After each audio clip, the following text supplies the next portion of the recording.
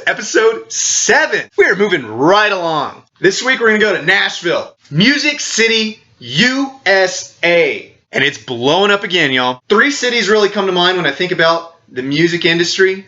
Los Angeles, Atlanta, and of course, Nashville. Yes, you'd expect country, but the city offers so much more. Anthony Bourdain even highlighted the efforts of the city beyond country in his episode of Parts Unknown. It has broader appeal. Everybody seems to move here to jumpstart their music career. And if you can't make it in Nashville, go get a cruise ship job. Sorry, those are just the hard facts. Even if you want the guy at the very front, you can absolutely make a name for yourself as a songwriter, or at the very least, just a very talented band member. And the incredible thing about the city is that you can go absolutely anywhere to find something worth listening to. From big expensive venues down to the hole-in-the-wall spot with up-and-comers. So let's get started off big. Nashville does it big. They've got professional sports teams. Not that they're any good. Sorry, Titans Predators. And of course, everybody's moving here for a reason. They want to get big. And if you had the chance, you would play the Bridgestone Arena, right in the thick of downtown. Sells tickets like summertime lemonade. This place is huge, and it's central to everything in town. I think about bar hopping in Austin, hiking in Denver. In Nashville,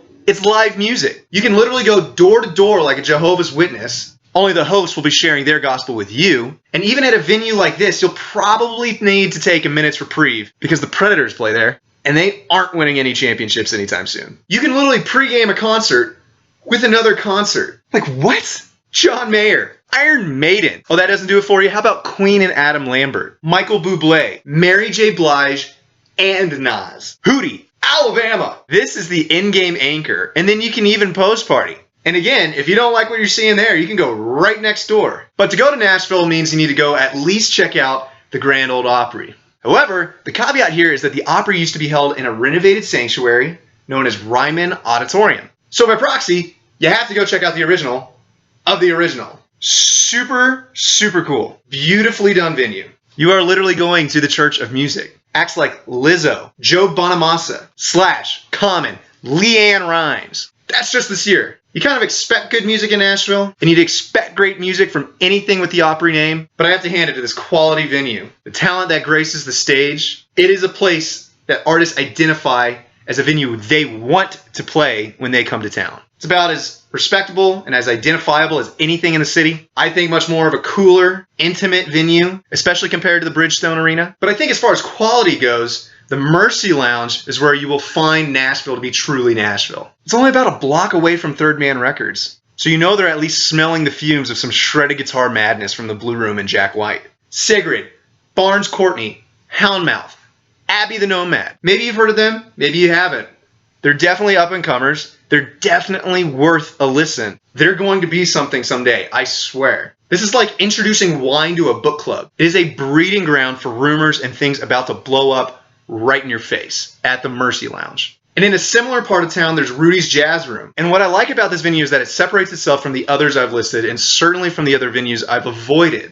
Nashville, again, being a very difficult city to cover in its fullness. It's starkly different in its strengths, starkly different in its sound, starkly different in its vibe. Jazz in Nashville? You'd expect it, but you didn't think it was still alive. You thought it'd been eradicated like the measles. Oh wait, yeah, anti-vaxxers. And yes, I had to research a few of the artists coming here, but that doesn't mean anything less. It offers intimacy in an up-and-coming part of the city where you can venture into the musical unknown. And I think that is half the fun of visiting Nashville. So I'm not the first to tell anyone that Nashville is an incredible music scene, and I certainly won't be the last. Nashville is just a hard city to review. Never mind, it's just a hard city to cover. Realistically, there's 2 cities in America where musicians go to get found. I'd say that's Los Angeles and Nashville. Maybe a little Atlanta too. But all of those cities for different reasons. If you're looking for country, Nashville is the place, hands down. And Jason Aldean is as tried and true as they come. He essentially is the Nashville music scene. He's made a name for himself as CMA Entertainer of the Year. He's won Grammys to boot on the all-genre category as well. And although I find a lot of his stuff to be a little repetitive, stereotypical beer girls trucks, his music is popular for a reason. Amarillo Sky was one of his first songs to really set him apart. If not for the hard riff open, definitely the ringing vocals. Any Texan, Georgian, Tennessean, can get behind this song. And unlike the genre stereotype, this employs a story about growing crops, praying for rain, hoping the next generation can carry it on. And when I roll through Amarillo on I-40, I'm definitely playing this song. Also Amarillo by Morning by George Strait, but I digress. Is it great? As I've already mentioned, it's catchy. But it's not catchy in the let's get day drunk type grab. And it's definitely not for the reasons that I usually think are catchy. It's catchy because the storyline is so compelling. Storyline matches the beat, matches the instruments. It just fits like a glove. Crashing drum cymbals match the high-pitched vocals. Ringing vocals match the ringing guitar. It's balanced. It's composed. Thumbs up 1. And again, as I've already mentioned, this is a great song to put on your road trip playlist. Also great for bars and house parties in the country. Feels like my Texas Tech friends can't get enough of this song. Then again, they really didn't have much going for them down in Lubbock. They had to steal Amarillo. This song is timeless. It will keep coming up. Thumbs up, number 2. Chorus is easy. May even score some points with your mom for praying. Lyrics might be a little slow, but it has great emphasis in the right places. You can mumble similar words and get away with the tune. So thumbs up, number 3. So it checks all the marks. Maybe not the Texas red dirt country I was liking, but that doesn't make it any less of a great song than the others. Get ready for another tailgate season. This is coming up. Still arguably one of the best Nashville country songs ever. Huge shout out to Aldean for this one. 3Xs approved. Great song. This song I find to be genuinely country, and it can stay as long as it wants. Classic chord progression. Nothing over the top that puts it at odds with its composition. And it's an emotional ballad with a beautiful guitar solo. When the song first came out, couldn't get enough. Still can't get enough. But when I saw them live warming up Brett Eldredge and Darius Rucker, 1,000 Horses was on before him too, I broke down. It's got all that you want to need, especially because it's a song that considers the topic of if you're trying to figure out if you're in love with someone. It hits all the feels, whether that's falling in love or out of love with someone. To that degree, the song does a truly exceptional job in finding harmony and emotion in the build-up and the progression. There's really nothing new to say. Truly, I think anyone fancies themselves a quality time person finds this song exceptionally appealing. That's not to say you can't find some line that speaks right to your soul if your love language is different and aligns somewhere else. But this is a song that isn't calling out fuckboys for their dirty deeds. The instrument I love here the most too is actually the bass, as I find in a lot of songs. I say that a lot, can't emphasize it enough. The importance of having just the right amount of bass. Be that rap, be that folk. The bass rings in the right beats, and it lets it fade into the background while uplifting the song in the right directions when needed. And particularly, I love the echo effect. The guitar riff is as quality as they come. It's used in smart places, generally when there is not bass. Again, the song is brilliantly composed. I'm listening to this song this week, as I have at least once a week for the last 5 years. And now the bros are bona fide superstars. This song will stand the test of time. Throwback by Hardy. This song has an extremely strong open, and it's simple. The guitar riff draws you in, the echoing verse riff complements the open, and it slowly transitions into the chorus that's equally as catchy. I think this is where country should be headed these days. Not necessarily in the direction of overwhelming bass tracks, but certainly in the direction of a heavy wall of sound. Really throws it back. I think of some of the traditional blues artists like Muddy Waters, Lead Belly. The opening riff definitely finds roots in that style. And if the new wall of sound is anything genre bending, I think this song is right up the right alley. Hardy's written for the likes of Blake Shelton, Florida Georgia Line, Morgan Wallen. He's even penned stuff for Diplo. And I think that says a lot about the heavy background that's prevalent in much of his writing. Personally, I will take some poppy blues EDM. That sounds amazing. It's like a sperm bank of music sounds. And yes, this song is all about the country stereotypes. Total bro country. But that's not a bad thing. Maybe for the girls that feel left out. But I sure jammed like a heathen to Around Here by Florida Georgia Line when it first came out. And this song is much the same. It's uplifting, makes noise, it's easy. Throwback by Hardy. Tapper Jean Girl by Kings of Leon. Before Kings of Leon became the band you know them as today, they were an alternative band, maybe most famous for their soulful songs, southern rock ballads. That's a completely different direction than Sex on Fire and Use Somebody, which is where they really started taking off. They had songs like Red Morning Light. They've got a little bit of country influence, but it's all rock and roll. And the brilliance of the band, before they sold out, and yes, I'll say that straight to their face, is that they had such a modern, almost indie vibe that made Southern rock easy listening. It's not just a bunch of guitar solos and country wannabes masking or raiding around as nothing more than essential metalcore blues. Maybe it's that this song was so easy to listen to that they forgot about all the exceptions that comprise Southern rock. Again, I digress. But is it great? Super catchy. Yes. I think substituting the ringing bass that generally makes for rock music, bouncy, sliding bass lean, really easy rock song to have at the helm. They don't get too crazy, save for the breakdown, which speeds up every instrument. But the lyrics continue, the raspy voice ties it all together, the tambourine, cymbals make it really light. It adds an easy riding vibe that they tend to do so well in their earlier stuff. Play this song on a road trip, hands down. No question, put it on every summer. It has a countryside tailgating feel, friend trips at its very core. Kings of Leon does a lot of things very well. And one of the many reasons I love Kings of Leon's earlier stuff is that the vocals are so complex that they create levels unto themselves that cast a series that only certain people can sing along to and sound great. But it's kind of choppy, but within a range that makes it a genuine treat. Can't avoid the screaming lyrics with them. I gotta shake, shake, shake, and whatever that line is. Something about this song makes it easy to jam to and find yourself singing to, even as complex as the lyrics are. So it's a mix of a lot of different things, the least of which is an easy listen. Easy play, easy sing. Highly, highly recommend this song and a bunch of the songs from their earlier albums. So this is another 3Xs approved song that's great. I love that rock and roll is making its way into Nashville. Finds a lot of its roots in the country scene and moving more and more towards that pop scene. But rock and roll has found a piece of that pie. And that's allowed fresh sounds to come in, hone their craft within the heart of the music industry, and onward towards bigger, greater things. Kings of Leon was one of the first to really make their sound stand out, and now Moon Taxi is doing just that. But has Moon Taxi made enough of an impact to propel them to the highest level of this indie rock medium that they've done so well?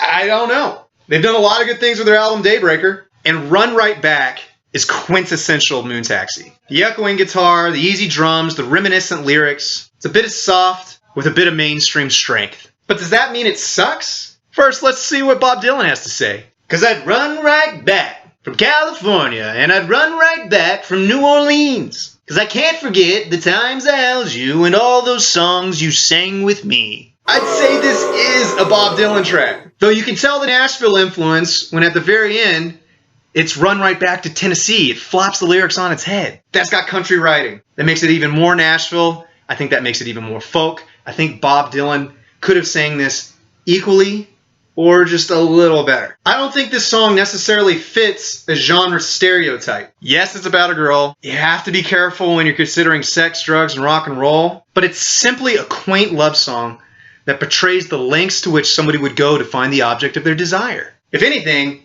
that's pop. I say, if anything, we need to bring out Vanessa Carlton and the Proclaimers, and we need to run a marathon between these three artists. Proclaimers, 500 miles. Vanessa Carlton, 1,000 miles. Moon Taxi seems like to be the entire world, or at least all the contiguous United States, and I think that takes the cake here. I don't know the mileage, but I think they win. And for cultural impact, I think you have to give some chops to this song. It was the first on the album to really take off. They recorded a live album shortly after, and their ensuing tour made them a bit of a cult classic on the scene. The album as a whole made them superstars, and this song was the beginning of that trend. And while this song hasn't been featured in any media like TV, cinema, it certainly has a following at festivals and concerts throughout the country. So yes, Bob Dylan may have been able to do this track better, but Moon Taxi knew what they were doing when they wrote it and when they recorded the song. I can't give it a full nod in the exceptional category, but I can't get anywhere near the it sucks category either. And even if you don't like this song or this album, they've released some new stuff since then that's pretty awesome. Too High was pretty great, and they just released a new track called Restless. The band has plenty to offer, and you should definitely check them out.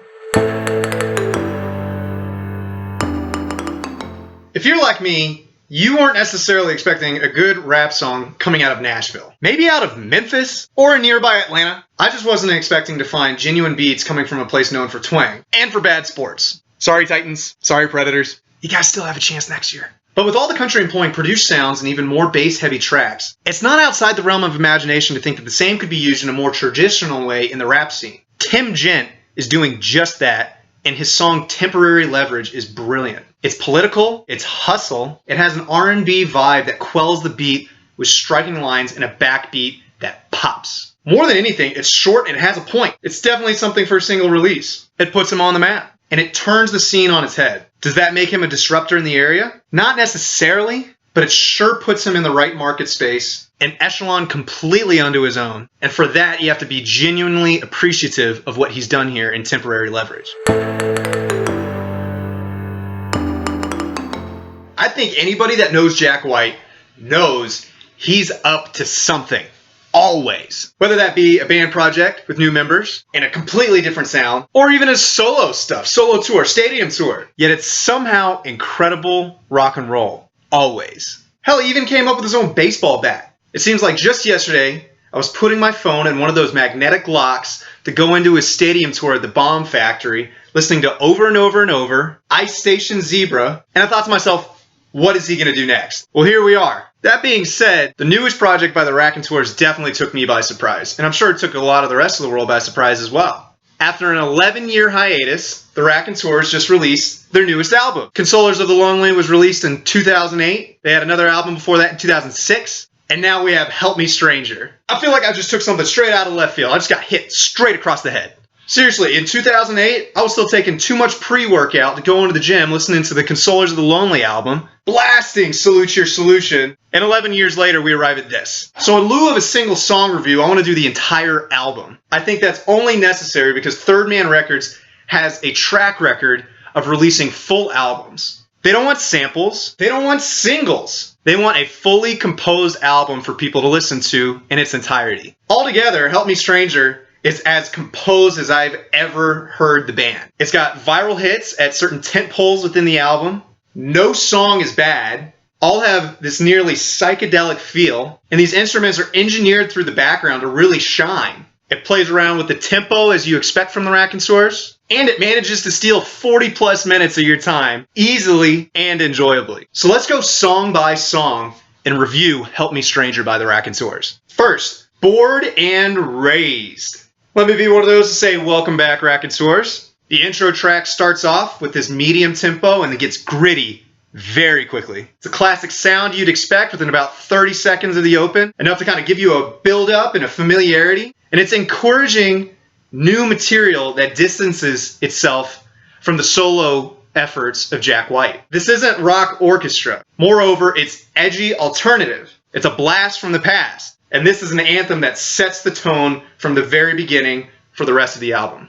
Help Me Stranger, the title track. This has a lot to offer if you've ever been a fan of the band. Newbies may not appreciate the slow start and what sounds like almost a bongo drums going on, but the chorus, strum guitar, makes it an easy ballad worth listening to. Again, I find the tempo to be one of the strongest attributes of the band. And in doing so, they utilize a lot of the offbeat nothingness to wah-wah into a simple lyric or even into a short guitar riff. But even more so, it's very reminiscent of the old stuff that we are expecting from the Raconteurs. Only child. To know good rock and roll is to know great blues. And I think this is such a great modern take, an alternative sound to that scene, that it should go without saying that blues made this happen. It's a minor key that lands on an uplifting note, solid chords, no over-the-top bits. It's simple, and it's not distracting. There's an effect-ridden guitar layered in portions, but this is a blues anthem, and its very root that deep dives into the classic and takes the genre exceedingly into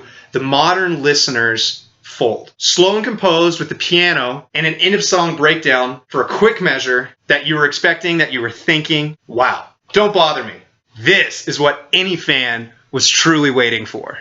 Upbeat, fast rock anthem, crashing cymbals, easy chorus, gets you singing. Like, holy shit, the drums are amazing. And the Ozzy-like guitar lines are here, and they are fascinating. Kind of as you would expect from Jack White. You can tell a little bit of Jack's solo stuff had influence in this song. The track's competition isn't derailed by that effort, though. It's an effort of the Raconteurs, and it is a mature vision of all of the pieces coming together. Shine the light on me. Piano, finger picking, echoing choral vocals. This is so well done. Maybe it's not the track people would pick off of the album as a highlight, but it's probably one of the strongest in the fact that the band really comes together to find their sound again. There's some of that Michael Jackson kind of screams, Coming from Jack White, it's definitely one of those tempo songs that I could see living on display, on tour. Solo breakouts, really gets the crowd going, I'm sure. Some days, I don't feel like trying. We're going to bring the tempo a little down here.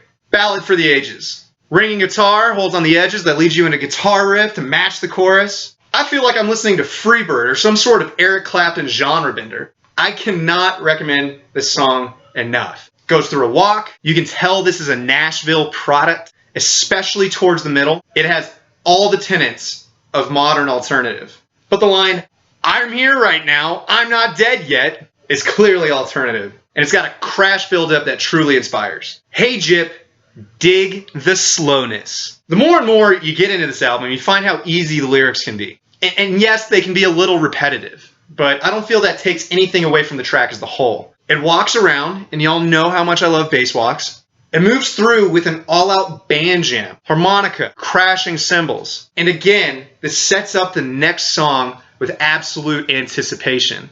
It's definitely a breakout, and it moves the album in an ebb and flow, definitely towards the band's roots. Sunday Driver. First, I really like the title. It's a bit funny that Sunday Drivers are really slow, and this song is actually fast-paced. The guitar has feels, vocals that make you think twice. And I think the drums ding along with an added trance that when the bridge finds its way, your ears spin and the psychedelic rock consumes you. That's definitely meant for a sunny Sunday day. And what you hear here is exactly what you were expecting from the band. Forged in alternative blues, alternative, and absolutely magical talent. This is a song for the summer playlist for sure. Now That You're Gone. In terms of composition, this song has a bend. You're getting slower, but the distorted guitar riff layers well. Keeps a tempo while stapling distinct beats and lyrics together. Yes, it's sad, as you would expect from a blues song, but somehow this is endearing. I think any basic music class would teach you to keep people entertained, latching into a groove while moving things along. So don't doubt the Raconteurs here. Many of their songs get a lot grittier towards the end, and this song is no exception. Live a Lie. This is where I think the band has truly matured in their sound. It only took 11 years. It waits until the chorus to walk around, split strings on guitar. It's not a wall of sound like much of the rock scene is nowadays, especially with the heavy stuff, but it has a heavy demeanor that finds strength in a classic build and an almost punk feel. What's yours is mine. This song brings me back to the days of old, honest. With the alternative setup, spiking the ball down. Yes, there's cowbell, but it's the edgy guitar chords and the occasional screech that moves tempo around at every turn. Keeps you listening closely, waiting for what's next. Plenty of good stuff, and the vocals are assuredly great stuff. The band as a whole offers a surprise in this song, and certainly special beats. And the final song, Thoughts and Prayers. Again, the Nashville influence is very evident here. Nearly that Bon Jovi type intro with the heavy resounding acoustic guitar that strings along, making you think you're in a country song or a country western. Mandolin, violin, adding in this just absolutely orchestrated timbre. You can tell Jack had influence on this song with the multiple instruments, the multiple sounds influencing something that you would expect. I can't surmise a better way to close this album. This song takes the strengths of each band member and highlights their true talent in a slow, efforted display of quiet, concentrated sound. But certainly you can't give this album a bad review. We've been waiting a long time for this, and they didn't disappoint. Lots of classic sound, lots of new modern techniques and influences, and put together on the whole, the album is absolutely as composed and brilliant as I've seen the band. So listen to the entire album, please. Help Me Stranger by the Raconteurs. So that's 3X's episode 7. Nashville, Music City, Nash Vegas, baby. I hope you've enjoyed some of the different things we've done. Album reviews, a little more country, and where I'm trying to stretch this podcast, this YouTube channel, is to make sure that y'all can research for your own and find some new acts and some new places, and I can bring those to you, and you can make your own decision whether or not you like it. But I need you to let me know if you like what I'm doing. So again, check us out on our social. We're on Instagram, Facebook, Snapchat, Twitter. We've got the YouTube channel, the Spotify podcast, and we'll be back later this week with Denver. I'm Hayes Clement, and that's the 3Xs podcast. We'll see you next time.